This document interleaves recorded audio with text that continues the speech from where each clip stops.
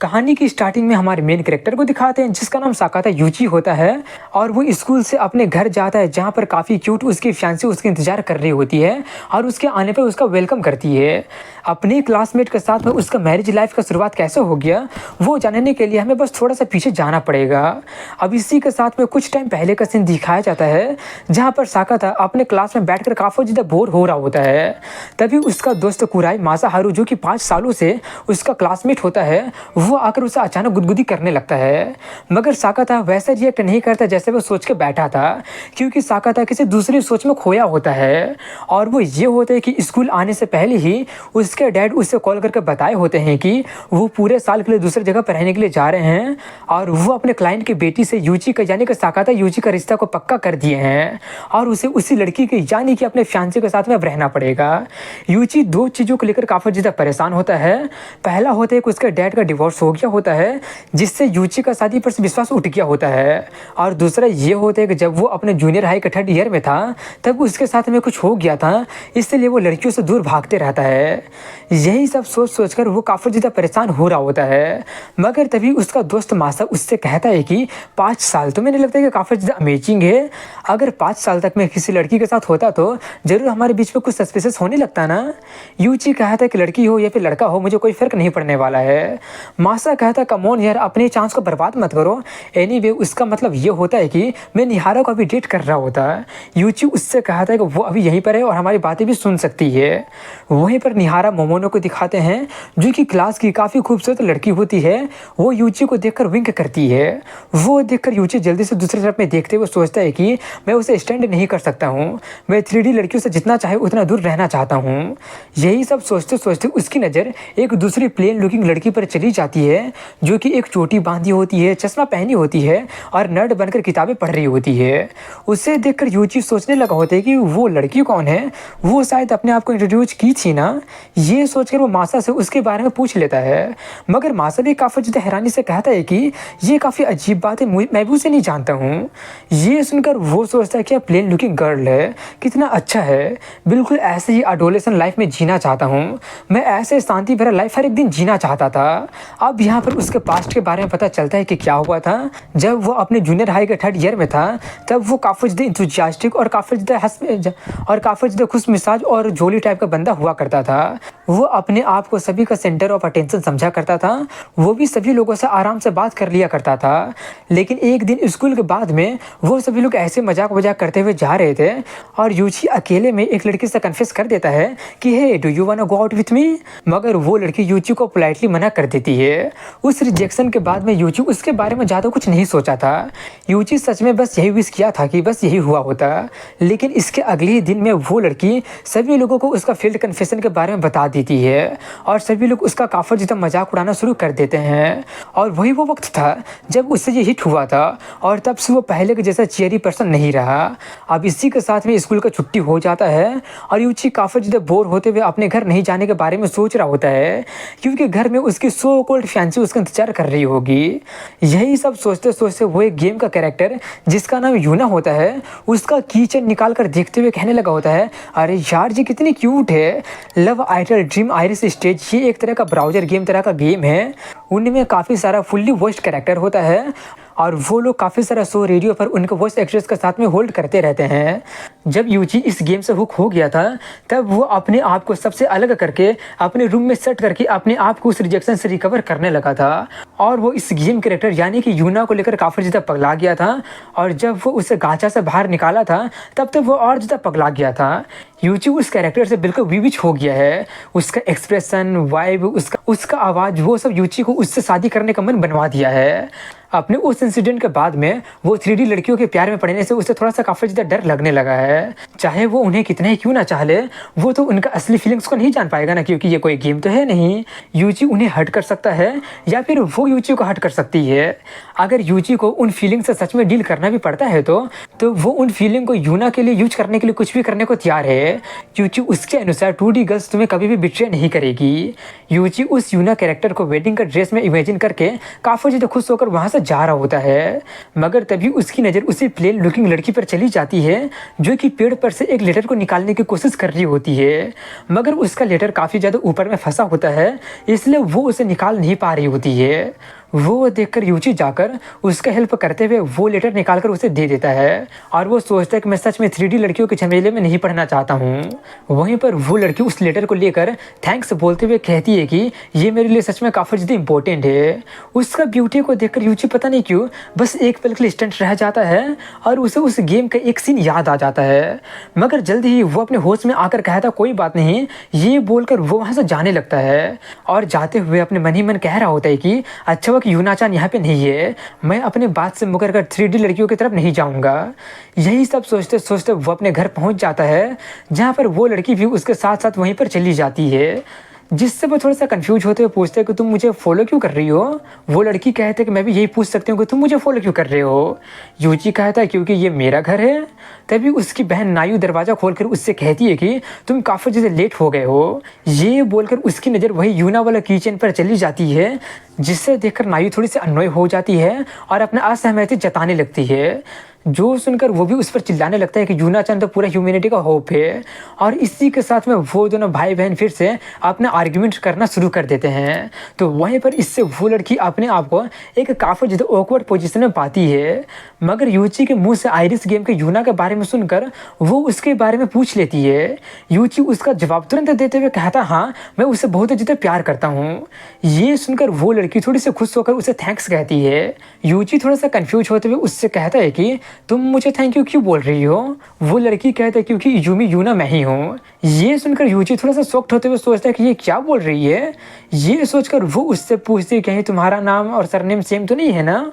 वो कहती है नहीं, मेरा असली नाम वाताना युका है। वहीं पर वो नाम सुनकर नायू को याद आ जाता है कि ये तो उसकी फियांसी का नाम है। वो याद करके वो वापस जाते हुए उसे एंगेजमेंट के लिए कॉन्ग्रेचुलेसन करके जाने लगती है। यूची कंफ्यूज होते हुए उससे पूछने तो जाता है, मगर वो उसका पूछने देने से पहले जवाब देते हुए कहती है कि डैड तुम्हारा मैरिज पार्टनर से मिलने के लिए अरेंज कर दिए है ना। दरअसल जो लड़की तुम्हारे सामने खड़ी है वही तुम्हारी फियांसी है। ये सुनकर वो और ज़्यादा शॉक्ड हो जाता है। वहीं पर युका अपना नाम बताकर उसका लव और सपोर्ट के लिए अप्रिशिएट करती है। दूसरी तरफ में उसकी बहन कहती है कि यही क्लाइंट की बेटी है जिसके बारे में डैड बात कर रहे थे और यही तुम्हारी फियांसी भी है। उसकी सभी बातें सुनकर और अपने आप को इस सिचुएशन में पाकर वो काफ़ी ज़्यादा हक्का बक्का होकर सोचता है कि ये तो यूना की वॉइस एक्ट्रेस है, मैं उससे शादी करना चाहता हूँ। ऐसा मैंने बहुत ही पहले बस मन बना लिया था, मगर ये तो सच में सच हो रहा है और वो तो मेरे सामने यहीं पे खड़ी है। तभी युका फिर से उससे कहती है कि मैं आइरिस स्टेज की यूजुमी यूना की वॉइस एक्ट्रेस हूँ। अब इसके बाद में दिखाते हैं कि उसके फियांसे और उसकी बहन डाइनिंग टेबल पर बैठे होते हैं और यूची उन्हें पीने के लिए पानी वानी चाय वाय दे रहा होता है और उसे सामने से देखकर सोचते हैं कि इसके पास तो सच में काफ़ी ज़्यादा रिफाइंड फेशियल एक्सप्रेशन है। अपने आप को घूरता पाकर वो काफ़ी ज़्यादा ब्लश करने लगती है। वो नोटिस करके यूची जल्दी से उससे माफ़ी मांगने लगता है और पानी पीते हुए उससे पूछता है कि तुम सिचुएशन को लेकर ज़्यादा फेमिलियर नहीं हो ना। वो कहती है हाँ, तुम्हारे डैड और मेरे डैड काफ़ी ज़्यादा अच्छे दोस्त हैं। वो बोले हैं कि उन लोगों ने बचपन में ही हमारा शादी करने के लिए प्रॉमिस कर दिए थे। ये सुनकर यूची सोचते हैं कि चाहे जितना बार भी मैं ये वाला बात को क्यों ना सुन लूँ, ये सच में काफ़ी ज़्यादा अब्सर्ड ही लगता है। ये सोचकर वो उससे पूछता है क्या तुम टोक्यो से यहाँ पर जब फर्स्ट ईयर स्कूल में थी तब आई थी। इसके जवाब में वो कहती है हाँ, मेरी बाकी के फैमिली कंट्री साइड में रहते हैं और मैं अकेले यहाँ पर रहती हूँ। ये सुनकर नायू कहती है कि मेरा भाई भी अकेले यहाँ पर रहता है, इसका मतलब तुम इसके साथ यहाँ पर रह सकती हो। ये सुनकर यूची थोड़ा सा शॉक्ड हो जाता है और उससे कहने लगा होता है कि हम दोनों अभी भी सेकंड ईयर में ही हैं और शादी नहीं कर सकते हैं, और वैसे भी इसमें इन्वॉल्व दूसरी पर्सन भी इतनी आसानी से अग्री नहीं कर लेगी।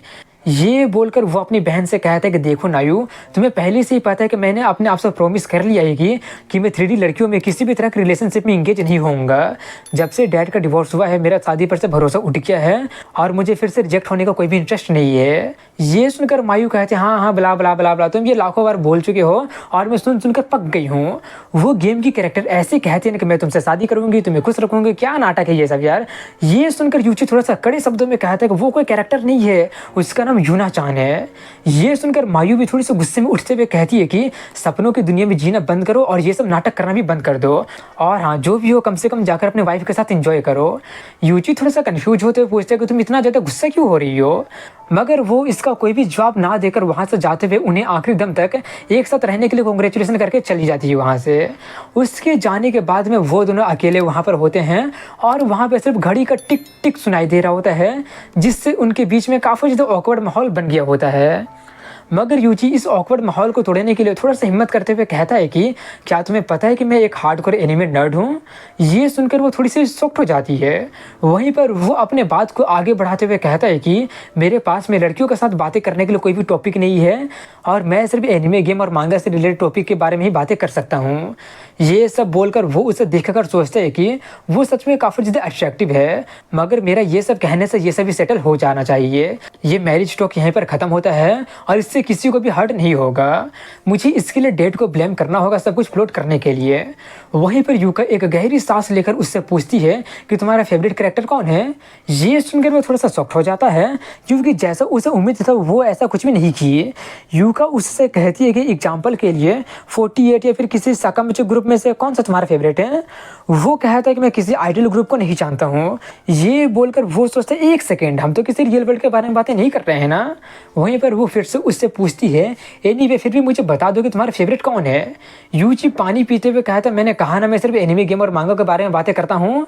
ये बोलकर वो दोनों फिर से कुछ बातें करने लगते हैं और बातों ही बातों में यूका ये रिवील करती है कि फोर्थ डॉटर उसकी फेवरेट है।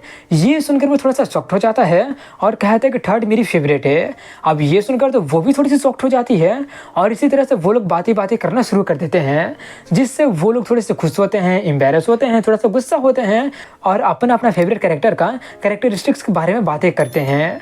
और इन्हीं सब के बीच में वो लोग काफ़ी हारमोनियस कन्वर्सेशन करने लगते हैं। और तभी यूची उससे कहता है कि मैं कुछ ड्रिंक लेकर आया हूँ, मैं अभी लेकर आता हूँ। ये बोलकर वो जाकर कुछ ड्रिंक्स और स्नैक्स को लेकर आ जाता है और खाते हुए वो लोग अपने कन्वर्सेशन को जारी रखते हैं, जहाँ पर बातें करते करते यूका अपने हेयर को बांधते हुए कहती है कि ये पहली बार है कि मैं किसी से इतनी देर तक बातें कर पा रही हूँ। ये बोलकर वो उसका रूम देखने का इच्छा जाहिर करती है। वो पूछते क्यों। यूची कहता है क्योंकि मैं नहीं चाहता हूँ कि दूसरे लोग मेरे रूम को देखे। यूका कहते हैं कि मैं समझती हूँ मैं भी एक एनिमे नर्ड हूँ, अगर मुझे कुछ फिशी नज़र आता है तो मैं ऐसा दिखावा करूँगी जैसे कि मैंने कुछ देखा ही नहीं है। यूची अभी भी मना करते हुए कहता नहीं वो रूम मेरा और यूना का सीक्रेट रूम है। यूका कहते कि मैं ही यूना हूँ, मैंने उसे आवाज़ दिया है। मुझे लगता है कि उसका कैरेक्टर को प्ले करते करते मैं उसे सबसे अच्छा तरीके से जान गई हूँ। ये सुनकर यूची थोड़ा सा सीरियस हो जाता है और कहता नहीं मैं उसे बहुत ही बेहतर तरीके से जानता हूँ। वो दोनों अपने अपने पॉइंट पर उससे अच्छे तरह से जानने का दावा करने लगते हैं और इसी के साथ में यूची उससे अपना रूम सबूत के तौर पर दिखाने के लिए लेकर जाने लगता है, जहाँ पर वो उसे अपने रूम में लेकर चला जाता है, जहाँ पर यूना का काफ़ी सारा बैजेस, की होल्डर, फिगर्स और लिमिटेड एडिशन प्रोडक्ट भी रखा होता है। वो उसका पूरा रूम को अच्छी तरह से देख ही रही होती है कि तभी उसकी नज़र एक पोस्टर पर चली जाती है। उस पोस्टर को देखकर यूची बताता है कि मुझे वो फोटो इंटरनेट पर मिला था इसलिए मैंने बस उसे प्रिंट आउट करवा लिया। ये बोलकर वो उसका रिएक्शन देखकर सोचता है कि मैं जीत गया।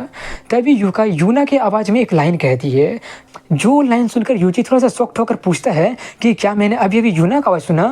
वो काफ़ी ज़्यादा प्राउड होकर कहते वेल मैंने उसे आवाज़ दिया है। ये बोलकर वो कहती है कि ये एक अच्छा लाइन है जो कि हमेशा से मेरा फेवरेट लाइन रहा है। यूची भी कहता हाँ मैं अग्री करता हूँ, वो लाइन मेरा भी काफ़ी ज़्यादा फेवरेट लाइन है। ये बोलकर वो सोचता है जब से मैं डंप हुआ हूँ मैं स्कूल जाना बंद कर दिया था और यही लाइन मुझे काफ़ी ज़्यादा हिम्मत देता था। वहीं पर यूका कहती है वेल अब मुझे घर जाना चाहिए। तो वहीं पर वो अपने बात को पूरा करते हुए कह रहा होता है कि मुझे नहीं पता कि मैंने कितना सारा फ़ैन लेटर्स उसे भेजे होंगे। यूका एक लेटर निकालते हुए कहती है कि फ़ैन लेटर मुझे सच में काफ़ी ज़्यादा खुश करते हैं। ये लेटर मुझे एक बहुत ही बड़ा फ़ैन ने मेरा भेजा है। ये बोलकर वो उससे पूछते बाय द वे तुम्हारा पेन नेम क्या है। यूची कहता है लेटर में लिखा होगा ये डेथ्स लव है। डेथ्स लव नाम सुनकर वो काफ़ी ज़्यादा शॉक्ड और एक्साइटेड हो जाती है, जिससे वो लेटर उसके हाथ से नीचे गिर जाती है। उसका वैसे रिएक्शन देखकर वो पूछता है कहीं वो मेरा लेटर तो नहीं है ना। वहीं पर वो काफ़ी ज़्यादा एक्साइटमेंट के मारे में काफ़ी ज़्यादा काँपते हुए पूछती है कि क्या सच में तुम ही डेथ्स लव हो। और उनके बीच में एक डेडली साइलेंस हो जाता है और यूची उस लेटर को उठाते हुए सोचता है इससे अचानक क्या हो गया। वो तो सिर्फ डेथ्स लव ही पढ़ी है और वो अपने आप में क्या बकवास करना शुरू कर दी है। एक सेकंड, ये लेटर तो मैंने ही लिखा है। यूची ये सब सोच रहे होते कि तभी अचानक वो उसके सामने बॉव करने लगती है और थोड़ी सी ब्लश करते हुए और एक्साइटेड होते हुए कहती है कि मैं इन सब में थोड़ी सी इनएक्सपीरियंस हूँ, मगर मैं यूजुमे यूना या वाता ने युका तुम्हारी वाइफ बनने की पूरी कोशिश करूँगा। अचानक ये सुनकर और अचानक पूरा सिचुएशन को ऊपर से नीचे होता देखकर वो काफ़ी ज़्यादा शॉक्ड हो जाता है कि ये अचानक क्या हो गया। वो उससे पूछने भी जाता है, मगर वो उसकी बातों पर ध्यान ना देते हुए अपने आप में ही कहने लगी होती है कि ऑनरिफिक्स यूज करना कुछ ज़्यादा हो रहा है ना। यूची उससे फिर से कुछ कहने की कोशिश तो करता है, मगर वो अभी भी उसकी कोई बातों पर ध्यान ना देते हुए कहती है कि मैं प्रेफर करती हूँ कि तुम मुझे यूका बुलाओ और मैं तुम्हें यूकुन बुलाऊंगी। एक सेकेंड, हम लोग इसे और ज़्यादा मेच्योर। ये सब सुनकर वो जल्दी से उसे शांत करता है, इसलिए वो थोड़ी सी शांत होकर माफ़ी मांगते हुए कहती है कि मुझे माफ़ करना, मैं थोड़ी सी कुछ ज़्यादा ही बोल गई थी।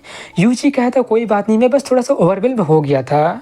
वहीं पर वो गहरी सांस लेते हुए खुद को अपने ट्रैक पर लाने लगती है, तो दूसरी तरफ में वो उसे देखते हुए सोचता है कि ये अभी अभी थोड़ा सा यूना जैसे लग रही थी। तभी यूका खुद को शांत करते हुए कहती है कि तुम्हें लेकर मेरा एक अलग इंप्रेशन था, मैं अपने मुंह बंद करके रखना चाहती हूँ। मैं चाहती हूँ कि लोग ये ना सोचें कि मैं बहुत ज़्यादा बोलती हूँ, मैं शांत रहती हूँ और कोई भी मुझे अप्रोच नहीं करता है। इतना बोलकर वो फिर से काफ़ी ज़्यादा एक्साइटेड होकर उसका हाथ पकड़कर पूछती है, तो बोलो क्या तुम मुझसे शादी करोगे ना। वो तुरंत मना कर देता है। वो पूछते क्यों क्यों नहीं करोगे, तुम्हारे फादर तुम्हारे फेवरेट वॉइस एक्ट्रेस को तुम्हारे मैरिज पार्टनर अरेंज किए हैं और तुम मना कर रहे हो। मैं तो कहती हूँ कि मैं ही तुम्हारा सबसे बेस्ट बेट हूँ। यूची कहता है कि हाँ, यूना को जो आवाज़ दी है वो एक असली पर्सन है, मगर वो असली यूना नहीं है। मैं खुश हूँ कि तुम मेरे बारे में ऐसा फील करती हो। तुम्हें चोट पहुँचाने के लिए मैं पहली माफ़ी मांग लेता हूँ, मगर मैंने डिसाइड किया कि मैं 3D गर्ल्स के रिलेशनशिप में नहीं पढ़ूंगा। असली प्यार चोट पहुँचाता है और मैं फिर से उससे एक्सपीरियंस नहीं करना चाहता हूँ। ये सब बोलकर वो सोचता है कि फिर से ये बिल्कुल पहले जैसे ही हो रहा है। ये बोलकर वो फिर से उससे माफ़ी मांगता है और कहता है कि ये शादी, लेकिन फिर से वो उसका बात को पूरा करने देने से पहले ही कहती है कि मैं भी यही पहले सोची थी। शुरू में मैं भी इस शादी से इनकार करने वाली थी और अगर मेरे फादर फोर्स भी करते फिर भी मैं शादी नहीं करने वाली थी। मैं तो यहाँ पर तुम्हें रिजेक्ट करने के लिए आई थी, मगर क्या तुम्हें पता है कि अब मैं तुम्हारे सभी सपोर्ट को तुम्हें अपने तरफ से वापस देना चाहती हूँ। मैं ये एडमिट करती हूँ कि पहले मैं वॉइस एक्टिंग में अच्छी नहीं थी, मेरा पिच थोड़ा सा ऊपर नीचे हो जाया करता था, मैं सिर्फ 2 लाइन को भी अच्छे से रिकॉर्ड नहीं कर सकती थी। इसलिए जब भी मैं डाउन फील किया करती थी मैं तुम्हारे भेजा वो लेटर को आकर पढ़ लिया करती थी, और वो लेटर मुझे और कोई नहीं बल्कि मेरा फ़ैन डेथ लव ने लिखा था। तुम्हारे काइंड वर्ड के कारण मैं अपने आप को और आगे पुश कर सकी, चाहे जितने मुश्किलें क्यों नहीं आ जाती थी। जब भी मैं रोती थी या मुझे डांट पड़ती थी मैं उस लेटर को आकर पढ़ लिया करती थी। डेथ्स लव हमेशा मेरे प्रति काफ़ी ज़्यादा सपोर्टिव रहा है। तुम्हें नहीं पता कि तुमने मेरे लिए कितना कुछ किया है। जब मुझे मेरे डैड बताए थे कि मेरा एक फियांसे है तो मैं ज़बरदस्ती भी उससे शादी नहीं करने वाली थी, लेकिन अब जबकि मुझे पता चल गया कि मेरा फियांसे और कोई नहीं बल्कि डेथ्स लव है, तो अगर वो मुझे तुमसे ज़बरदस्ती भी शादी कर देंगे फिर भी मैं कर लूँगी। ये सब मैं पहले सोच के रखी थी। तुम्हारा लेटर ने मुझे काफ़ी ज़्यादा इमोशनल सपोर्ट दिया है, इसलिए मैंने कभी सोचा नहीं था कि एक असली पर्सन मेरे सामने आ जाएगा। मेरा मतलब है कि तुमने एक क्लासमेट का हेल्प किया था जिससे तुम कभी बात ही नहीं किए हो। यूची कहता है नेचुरली अगर कोई प्रॉब्लम में होगा तो मैं ज़रूर उसकी हेल्प करूँगा। वो कहती है नहीं, तुम काफ़ी ज़्यादा काइंड हो। ऐसी डेथ्स लव को मैंने इमेजिन किया था। मैंने पहले तो अपने डैड के डिसीजन को इनकार कर दिया था, मगर अब सिचुएशन अलग है। ये मीटिंग फेट है, प्लीज़ अब मेरा ख्याल रखना। यूची कहा था कि मैंने पहले ही बोला ना कि मैं किसी भी 3D लड़की। वो उसका बात को पूरा करने देने से पहले कहते कोई बात नहीं, क्योंकि मैं असल में यूना चान 2.5D वर्जन हूँ। ये हमारी ज़िंदगी का इकलौता मौका है, अभी वक्त ही इसे ग्रैब कर लो। मैं यूना की आवाज़ में तुम्हें गुड मॉर्निंग विश करूँगी।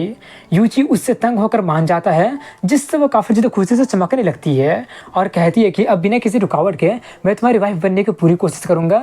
वैसे तुम डिनर में क्या चाहते हो? यूची थोड़ा सा चौंकते हुए सोचता है तुम खाना भी बना सकती हो। वो कहती है ऑफ कोर्स मैं खाना बना सकती हूँ क्योंकि मैं तुम्हारी वाइफ हूँ। अब इसके कुछ देर के बाद में वो उसके लिए नूडल बनाकर लाती है, जिसका कि टेस्ट उससे काफ़ी ज़्यादा अच्छा लगता है। उसे खाकर वो काफ़ी ज़्यादा इम्प्रेस हो जाता है और कहता है कि तुम तो सच में काफ़ी अच्छा कुक कर सकते हो वातन है। वो अपने नाम को पूरा करने देने से पहले ही उसे रोकते हुए कहती है कि मैं तुम्हारी वाइफ हूँ, इसलिए तुम मुझे यूका बुलाओ। यूची कहता है ठीक है ठीक है। ये बोलकर वो लोग कुछ और बातें करते हैं और एक दूसरे को लाइन पर ऐड कर लेते हैं।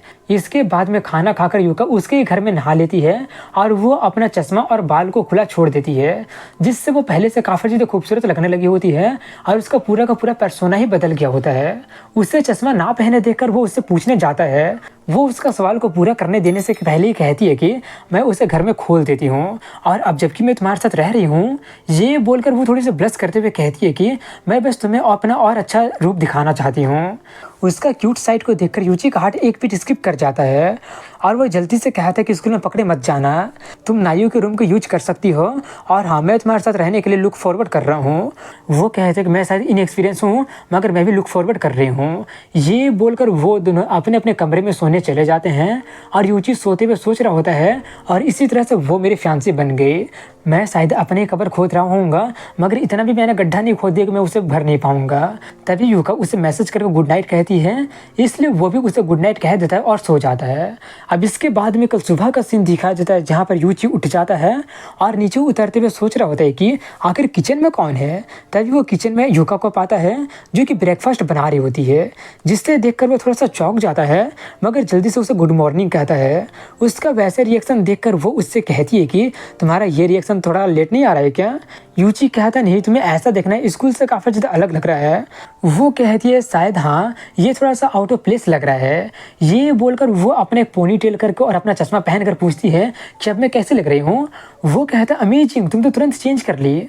वो कहती है हाँ, मेरी ग्लासेस मेरे रेस्टोरेंट है। ये सब देखकर यूची थोड़ा सा अजीब तरीके से देखते हुए कहता है कि 3D गर्ल सच में काफ़ी ज़्यादा अजीब होते हैं।